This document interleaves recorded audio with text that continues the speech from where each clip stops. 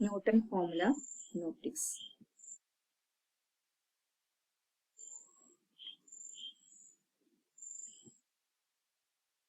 See the figure. നമുക്കറിയാം ഈ figure നമുക്ക് അറിയുന്നതാണ്.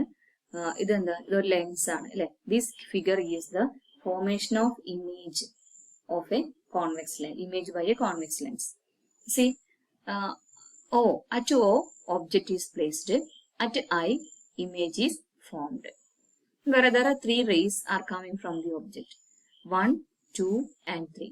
The ray 1 is coming from the object A and passes through the focal, first principal focus F1 and refracted through the lens and moves parallel to the principal axis. Then second ray is coming, this is parallel ray coming from the object, and after refraction it passes through the second principal focus and travels through the point B. Then the third ray, it is passes through the optic center and without deviation it travels to the other side. And these 3 rays, ഈ 3 ray കൂടി they met at B. Then at B image is formed. ഈ 3 റേയും കൂടി ഒരുമിച്ച് ചേരുന്ന പോയിന്റിലാണ് image form ചെയ്തിരിക്കുന്നത്. നമ്മൾ ഇവിടെ ഒരു ഫോക്കൽ പ്ലെയിൻ ഉണ്ടെന്ന് വിചാരിക്കാം. Then when we place an object here, then image is formed on the other side at a point I. So that this focal plane is called this plane is called image plane, not focal plane. This image plane is called conjugate plane. ഇനി ഇവിടെ object വെച്ചാലോ, when we place object here, image is formed at the other side in the upward direction. അപ്പൊ object നമ്മൾ ഇങ്ങനെ വെച്ച് erect ആയിട്ട് വെച്ച് കഴിഞ്ഞാൽ ഇമേജ് ഇൻവേർട്ടഡ് ആയിരിക്കും. ഇനി ഇമേജ് നമ്മൾ ഇൻവേർട്ടഡ് ആയി വെച്ച് കഴിഞ്ഞാൽ, ഒബ്ജക്റ്റ് ഇൻവേർട്ടഡ് ആയി വെച്ച് കഴിഞ്ഞാൽ ഇവിടെ ഇമേജ് കിട്ടുന്നതും എങ്ങോട്ടായിരിക്കും, ഇറക്റ്റ് ആയിരിക്കും. അത് റിവേഴ്സിബിലിറ്റി, പ്രിൻസിപ്പിൾ ഓഫ് റിവേഴ്സിബിലിറ്റി തന്നെ പറയാം. ഒബ്ജക്റ്റിന്റെ പ്ലേസും ഇമേജ് പ്ലേസും പരസ്പരം നമുക്ക് എന്താണ്, ഇൻവേർട്ടിബിൾ ആണ്. അപ്പോ അങ്ങനെയാണെങ്കിൽ the planes at the image, object and image, they are called conjugate plane. One is conjugate to other. The position of the object is conjugate to the position of the image. അപ്പോൾ ഈ രണ്ട് പ്ലെയിനിനെ, ഇമേജും ഒബ്ജക്റ്റും പ്ലെയിനിനെ വിളിക്കുന്ന പേരാണ് conjugate plain. അതായത് ഒരു ലെൻസിന് 2 conjugate plain ഉണ്ട്. ഇനി figure ശ്രദ്ധിക്കുക. ഫിഗർ ശ്രദ്ധിച്ചാൽ നമുക്ക് അറിയാൻ പറ്റും. There are two focus, principal focus and first principal focus and second principal focus. The distance measured from the first principal focus to the object. Object-ലേക്കുള്ള distance that is represented as minus. ഈ distance നമുക്ക് എന്നെ വരയ്ക്കുക -x1 ആണ് F1-ൽ നിന്നും ഒബ്ജക്റ്റിലേക്കുള്ള distance. Then F1-ൽ നിന്നും P-ലേക്കുള്ള distance, it is represented by F1. അതിന് സൈനും കൂടി ചേർത്ത -F1. ഇനി ഇവിടെ സെക്കൻഡ് ഫോക്കൽ ലെങ്ത് നിന്ന്, സെക്കൻഡ് പ്രിൻസിപ്പൽ ഫോക്കസ് നിന്ന് ഇമേജിലേക്കുള്ള ഡിസ്റ്റൻസ് നമ്മൾ x2 എന്ന് എടുക്കുന്നു. ദെൻ സെക്കൻഡ് പ്രിൻസിപ്പൽ ഫോക്കസിൽ നിന്നും ഒപ്റ്റിക് സെന്ററിലേക്കുള്ള ഡിസ്റ്റൻസ് നമ്മൾ F2 എന്ന് എടുക്കുന്നു. ഓക്കെ, ഇനി ഒബ്ജക്റ്റും ലെൻസും തമ്മിൽ ഡിസ്റ്റൻസ് -u എന്നും ഇമേജും ലെൻസും തമ്മിൽ ഡിസ്റ്റൻസ് v എന്ന് എടുക്കുന്നു. ഇനി നമുക്ക് ഇവിടെ 2 ട്രയാങ്കിൾ, അതായത് ഈ ട്രയാങ്കിൾ നോക്കൂ. ഈ triangle consider the similar triangles. വേണമെങ്കിൽ പേര് കൊടുക്കാം, നമുക്ക് അല്ലെങ്കിൽ നമ്പർ 1 2 കൊടുക്കാം. Consider the triangles 1 and 2. These are similar. ഇനി പേര് കൊടുക്കണമെങ്കിൽ പേര് കൊടുക്കാം. Triangle AOF1 and triangle LPF1. These are similar triangles. Triangles AOF1 and triangle LPF1. ഇത് L, ഇത് L, ഇത് P, ഇത് F1.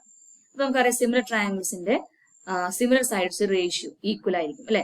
ഈ സൈഡും തമ്മിലുള്ള റേഷ്യോവും അതുപോലെ ഈ സൈഡും തമ്മിലുള്ള റേഷ്യോവും സെയിം ആയിരിക്കും. അപ്പൊ നമുക്ക് ഇവിടെ ഡിസ്റ്റൻസ് എടുക്കാൻ അറിയാം. ഈ -y' തന്നെയാണ് ഇവിടെയും വരിക. നമുക്ക് ഇവിടെ -y' എന്ന് മാർക്ക് ചെയ്യാം. അപ്പോൾ നമ്മൾ സിമിലർ ട്രയാങ്കിളിന്റെ റേഷ്യോ എഴുതാണ്. ആദ്യം ഈ side, vertical side, this is -f1 -y1 -y' divided by ഇതെന്താ y. അങ്ങനെയാണെങ്കിൽ ഇതിന്റെ സൈഡ് ഇതല്ലേ, ഈ ട്രയാങ്കിളിന്റെ സൈഡ്, ഹൊറിസോണ്ടൽ സൈഡ് ഇതാണ്, ഇതിന്റെ ഹൊറിസോണ്ടൽ സൈഡ് ഇതാണ്. അപ്പൊ ഈ ഡിസ്റ്റൻസ് നമുക്ക് എന്താ കിട്ടിയത്, -f1 ബൈ -x1 അല്ലെ. ഫസ്റ്റ് ട്രയാങ്കിളിന്റെ ഈ സൈഡും സെക്കൻഡ് ട്രയാങ്കിളിലെ ഈ സൈഡിന് റേഷ്യോ അതാണ് -f1/-x1 that is equal to f1/x1.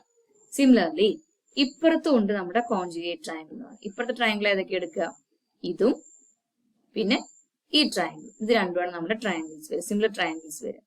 അപ്പൊ ഈ സിമിലർ ട്രയാങ്കിൾസിനെ പേര് കൊടുക്കാം KPF2, triangle KPF2 and triangle BIF2, triangle BIF2 are similar triangles. നമ്മൾ അതിന് സിമ്പിൾ എഴുതാൻ അറിയാം. നമുക്ക് ഇവിടെ ഒരു സിമ്പിൾ നമ്മൾ ഇടാം, ഇങ്ങനെ ഒരു സിമ്പിൾ ഇടാറുണ്ട് അല്ലേ സിമിലർ ട്രയാങ്കിൾസിന്.